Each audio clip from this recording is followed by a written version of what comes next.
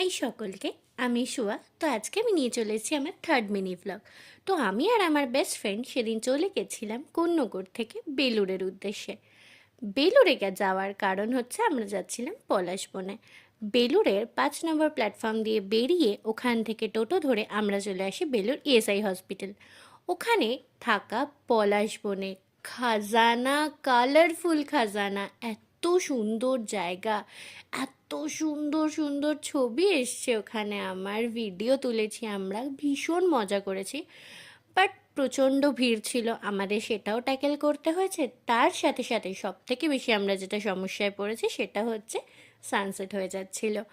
আমরা একটু লেটুস মানুষ, তো একটু লেট তো হবেই। তার মধ্যে সেজে গুজে ছবি ভিডিও তুলতে যাব বলে এক্সাইটমেন্টে আরোই দেরি হয়ে গেছে।